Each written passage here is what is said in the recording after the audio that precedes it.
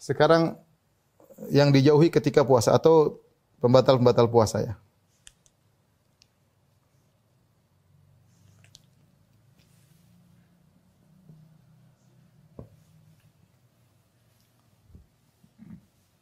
Puasa yang dijauhi dari puasa adalah ada dua hal, ada pembatal-pembatal puasa, ada pengurang atau pembatal pahala puasa yang harus dihindari. Yang harus dihindari ketika puasa.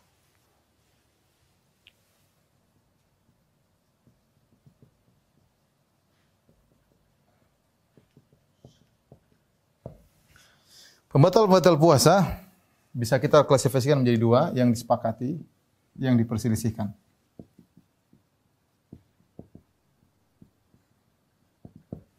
Yang diperselisihkan.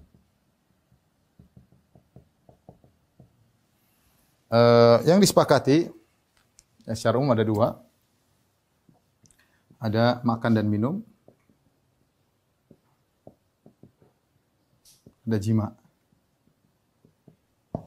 Yang dipresisikan banyak, misalnya bekam, hijamah, ya, membatalkan puasa atau tidak. Misalnya muntah. Ini juga dipresisikan oleh para ulama membatalkan puasa atau tidak. Misalnya juga tidur seharian penuh. Dalam hal ini tidur dari sebelum azan subuh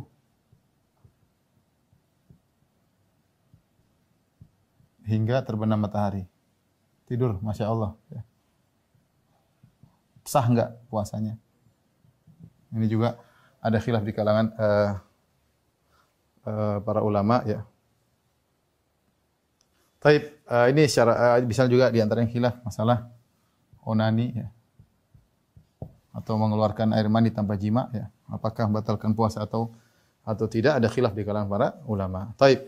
Pertama, makan dan minum secara sederhana, makan dan minum adalah memasukkan, maknanya adalah memasukkan sesuatu yang bisa diserap lambung,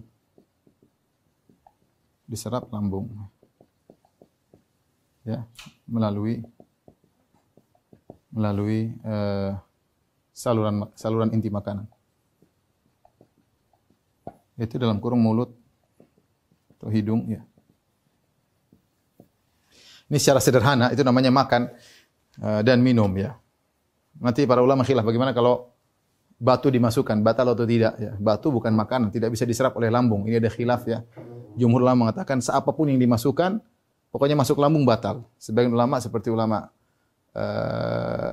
Malikiyah, ya, dipilih oleh Ibnu Taimiyah bahwasanya kalau tidak bisa diserap oleh lambung tidak bisa dikatakan makan dan minum, ya. Ulama Hanafiyah, ya, kalau dimasukkan misalnya kelereng atau kerikil, kalau bertahan dalam perut batal, tapi kalau bisa dikeluarkan lagi tidak, ya. Tapi kalau sesuatu yang bisa diserap oleh lambung, maka ulama sepakat. Ada sesuatu yang bisa dari lambung, apakah itu makanan atau racun masuk dalam lambung, membatalkan puasa. Ya, membatalkan puasa. Misalnya dia masukkan minyak, masukkan apapun bisa diserap oleh lambung, maka membatalkan puasa. Dari sini kita tahu bukan membatal puasa.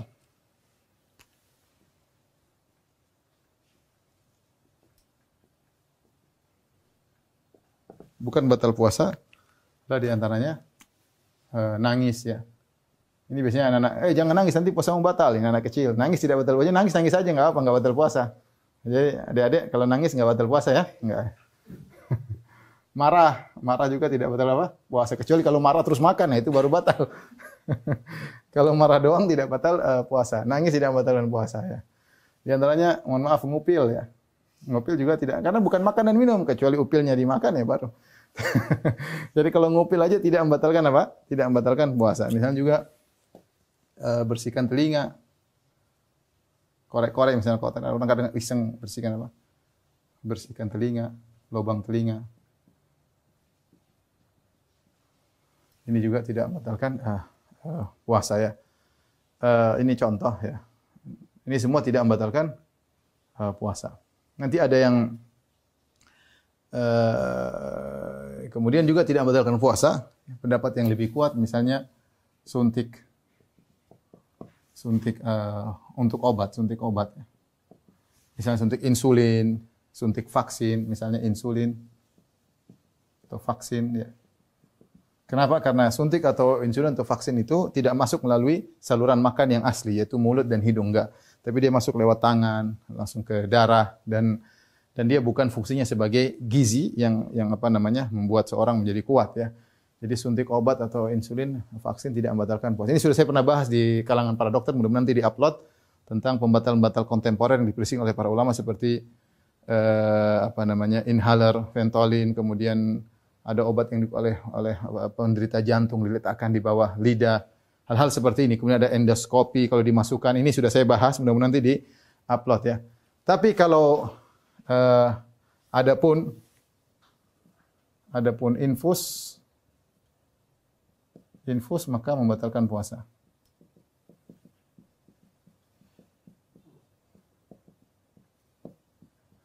Kenapa? Karena infus fungsinya seperti makan dan minum. Infus fungsinya seperti makan dan minum, memberi energi dan pengganti makan dan minum. Oleh karenanya ketika Nabi SAW melarang untuk wisal itu puasa berturut-turut tanpa berbuka. Sehari, 2 hari, ada 3 hari. Rasulullah sering begitu. Maka Rasulullah larang para sahabat, jangan melakukan wisal, jangan puasa buka, nanti besok puasa lagi. Sebagian sahabat kuat, berhari-hari enggak makan, kata Rasulullah larang. Tapi Rasulullah sendiri puasa wisal. Innaka tuwasil, kata para sahabat, Rasulullah engkau melakukan wisal, puasa lanjut. Kata Rasulullah SAW, lastu kahayatikum, aku tidak seperti kalian. Ya, fa inni bitu yut'imuni rabbi wa yasqini. Sungguhnya aku tidur sementara Allah memberi aku makan dan aku minum. Jadi Allah memberikan Nabi makan dan minum, seakan-akan pengganti sebagai berbuka. Yang makan dan minum tersebut bukan dalam bentuk makanan yang dimasukkan dalam mulut, tapi Allah berikan energi.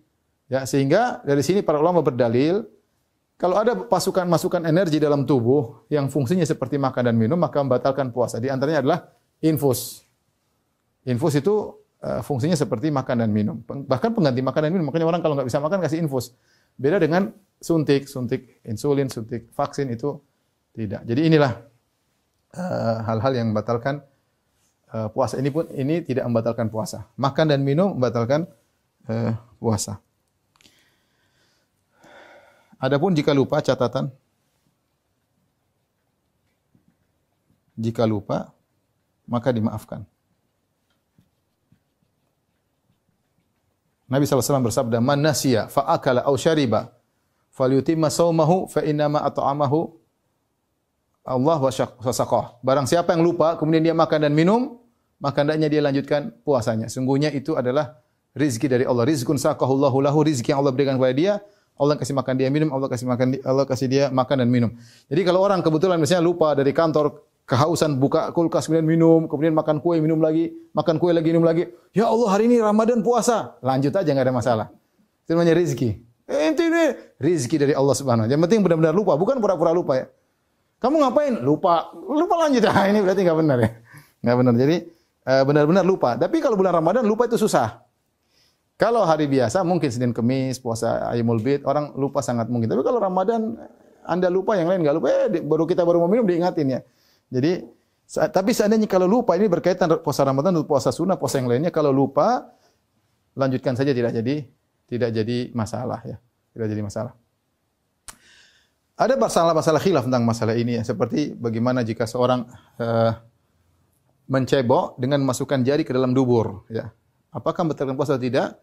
Kita tahu bahwasanya dubur melanjutkan ke lambung ya. Tetapi kalau sehingga mereka mengatakan barang siapa yang cebok dengan tangan yang basah bawa air dari luar, air itu akan masuk ke lambung dan itu membatalkan puasa. Karena kita sepakat namanya makan dan minum adalah sesuatu yang masuk ke lambung dan diserap oleh lambung. Makanya sebagian berpendapat kalau cebok ada jarinya ada airnya maka batal. Tapi yang benar tidak ya. Ya, tidak, bahwasanya itu sangat sedikit pun kita tidak sedang masukkan air dalam lambung. Beda dengan orang melakukan anema. Kalau orang melakukan anema kopi, sebagian pengobatan yang melakukan anema, memasukkan kopi dari duburnya sehingga masuk untuk membersihkan lambungnya, maka ini jelas membatalkan puasa. Ini jelas membatalkan puasa. Taib. Yang berikutnya adalah jima ya. Ini ada anak-anak gimana nih? Tolong jelas ya. Anak tutup mata ya. Ini 17 tahun ke atas. Jima adalah, saya nggak usah tulis lah, nanti anak hafal lagi. Adalah, mohon maaf, adalah masukkan kepala daripada zakar ke kemaluan wanita ya. Jadi yang dimaksud namanya jima adalah masuknya kepala zakar ke dalam kemaluan wanita. Jika sudah masuk maka telah terjadi jima meskipun tidak terjadi ejakulasi. Meskipun tidak terjadi ejakulasi ya. Barang siapa yang melakukan masukkan kemaluannya ke kemaluan istrinya meskipun tidak ejakulasi maka sudah melakukan jima ya. Kemudian akibatnya puasanya batal. Kemudian bayar kafarah. Kafarah tersebut secara berurutan ya. Pertama adalah merdekakan budak. Namun ini sekarang sudah tidak ada budak zaman sekarang. Yang kedua, puasa 2 bulan berturut-turut. Yang ketiga, memberi makan 60 orang. 60 miskin. Siapa yang bisa melakukan pertama, maka harus pilih yang pertama. Kalau tidak bisa, baru beranjak ke pilihan kedua. Kalau tidak bisa, baru beranjak ke pilihan yang ketiga. Ya.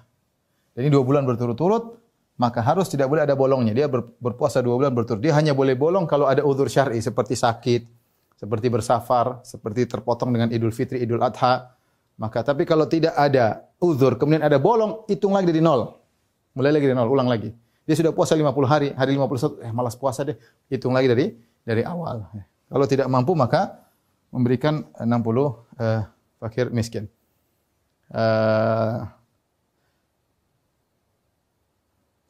Jika terjadi ejakulasi tanpa jima, ini bagi bapak dan ibu, jika terjadi ejakulasi tanpa jima, maka puasanya batal. Contoh onani, onani adalah model ejakulasi tanpa jima. Pendapat yang lebih kuat, pendapat 4 mazhab bahwasanya ini membatalkan puasa. Tentu ada khilaf, tapi saya tidak ingin panjang lebar ya. Membatalkan puasa, namun tidak bayar kafarah.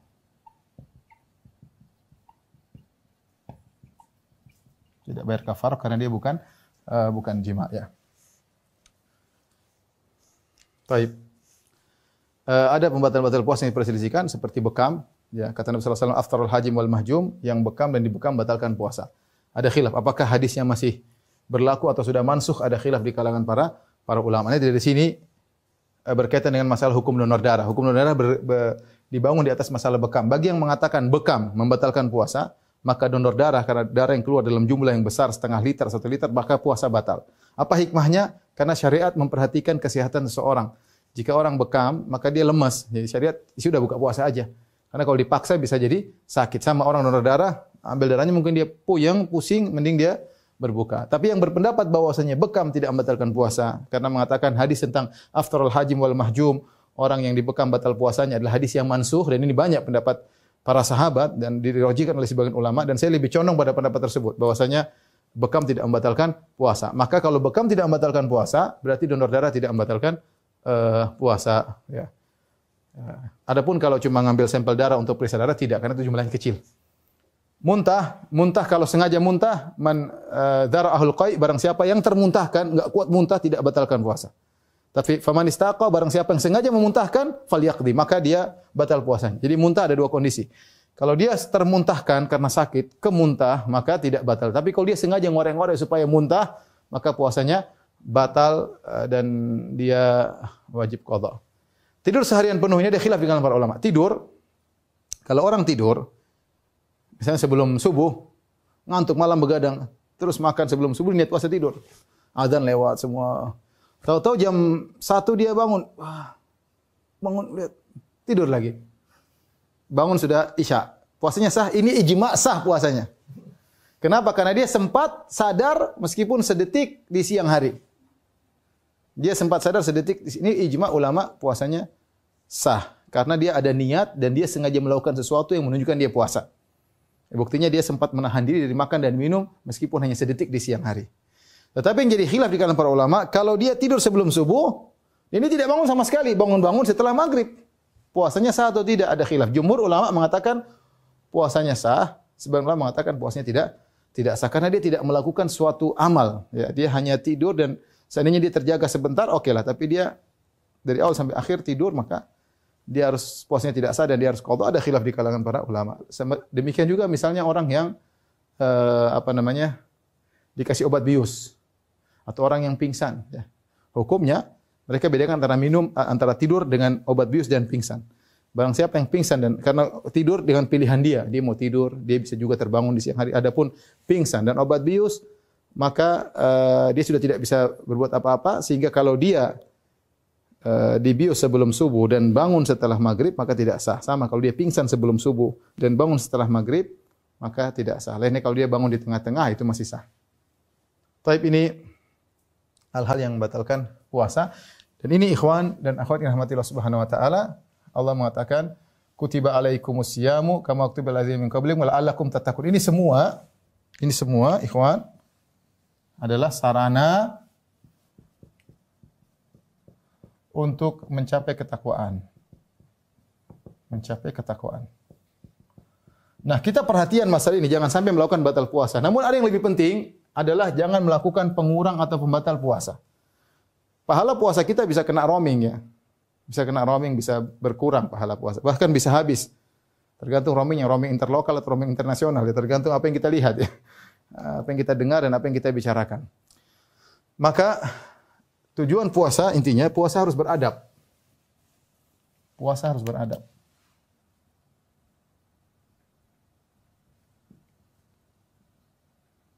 Inti dari adab tersebut tidak bermaksiat, ya, tidak melakukan kegiatan konyol, melakukan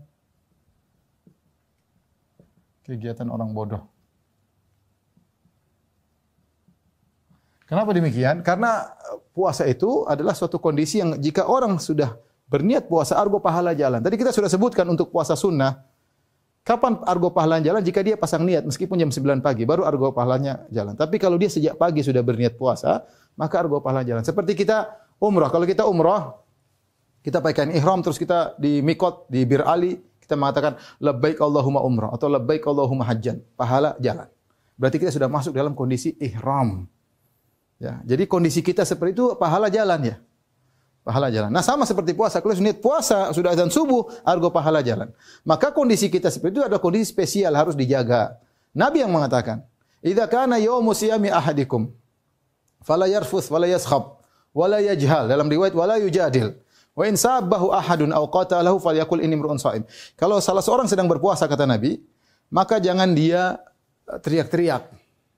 Jangan dia melakukan kejahilan, jangan dia berkata-kata kotor. Dalam riwayat jangan dia berjidal, jangan berdebat. Kalau ada orang sabbahu mencaci maki dia atau ajak berantem, jangan terpancing, bilang ini imru'un shaim, saya sedang puasa. Saya lagi kondisi sedang beribadah, saya tidak mau berkelahi. Nanti habis buka kalau mau ketemu di belakang masjid. Jadi kita berpuasa, kita jaga diri. Kita ini sedang dalam kondisi argo pahala jalan. Jangan kita rusak argo kita. Ya.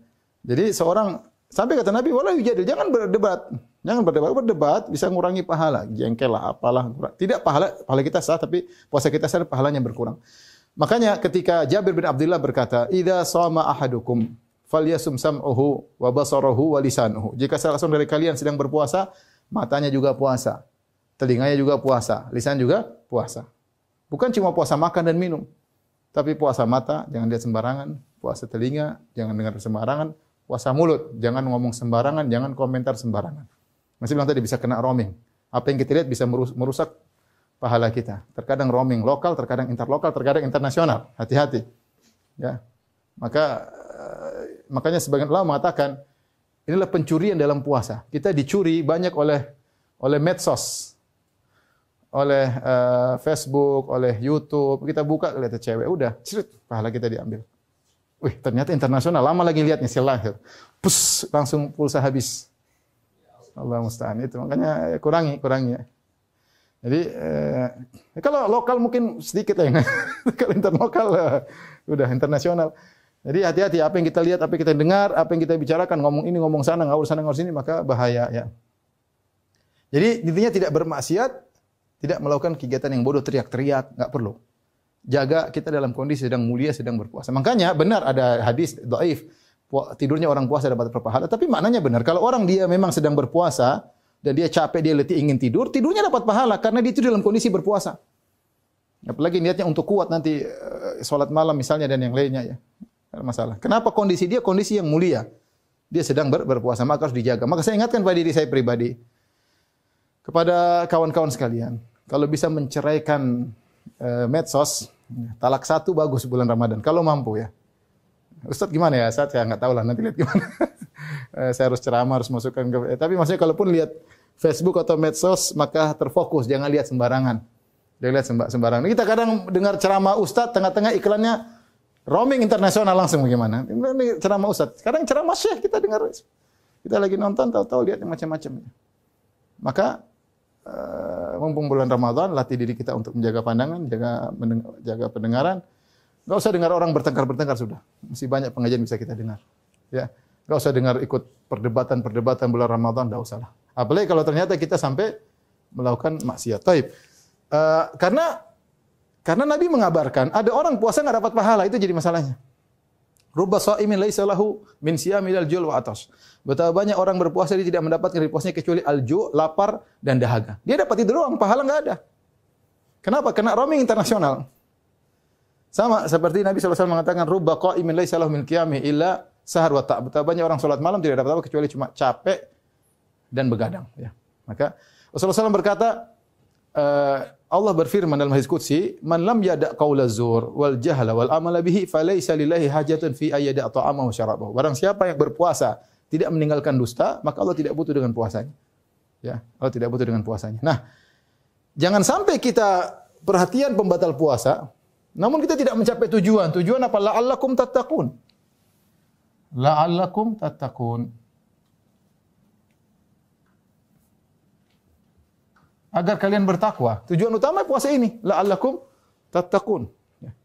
Kita enggak makan, enggak minum, tapi kita liar apa yang kita lihat apa yang kita dengar, liar apa yang kita omongkan. Ya. Tujuan puasa tidak tercapai, ya, maka puasa tidak ada nilainya. Puasa tidak ada nilainya. Makanya para ulama khilaf, jika seorang bermaksiat,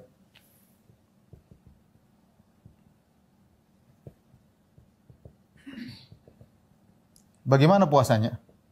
Khilaf. Secara umum mungkin saya bisa simpulkan jadi 3 pendapat ya. Puasanya batal. Harus qadha. Ini pendapat Ibnu Hazm. Rahimahullah ta'ala dinukil oleh Ibnu Hajar dalam Fathul Bari. Yang kedua, sebagian salaf ya, sebagian dosa membatalkan puasa. Kalau tidak salah diriwayatkan dari Anas bin Malik atau Aisyah ya. Contoh seperti dusta misalnya, ghibah. Ya, ini membatalkan puasa, harus qadha. Harus qadha. Ini pendapat sebagian salaf. Sebagian ulama salaf. Yang ketiga, yang batal, yang berkurang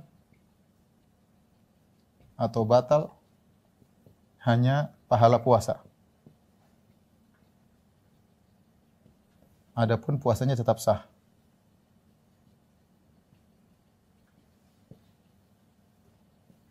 Maka ini adalah pendapat jumhur, mayoritas. Ini pendapat yang lebih kuat ya. Bahwasanya benar puasanya tidak perlu qadha, tidak batal, tapi pahalanya yang batal atau berkurang. Jadi waspada kita bulan Ramadan ya. Jangan ghibah, jangan namimah, jangan nonton ghibah, jangan dengar ghibah, jaga pandangan, jaga pendengaran ya. Kita berusaha ya beribadah di bulan Ramadan dengan sebaik-baiknya. Kapan lagi kita mau baik? Seorang penyair berkata, "Idza lam tatib bi tayyibin inda tayyibin bihi tabatid dunya fa aina tatibu." Ketika seorang sedang memuji kota Madinah, dia berkata, "Kalau kau tidak bisa baik di kota Madinah." Yang di Madinah ada Nabi SAW, ada dakwahnya. Dengan Nabi maka dunia pun menjadi baik. Terus mau baik di mana lagi? di Madinah saja nakal, terus mau baik di mana? Di Jakarta Timur. Di mana? Sama, boleh kita katakan kalau kamu tidak bisa baik di bulan Ramadan, terus mau bertobat kapan lagi? Mau tunggu bulan Syawal. Ya. Mumpung di bulan Ramadan, kita berusaha kembali kepada Allah. Karena Allah sudah mengkondisikan bulan Ramadan sebagaimana sudah kita jelaskan pada pertemuan lalu.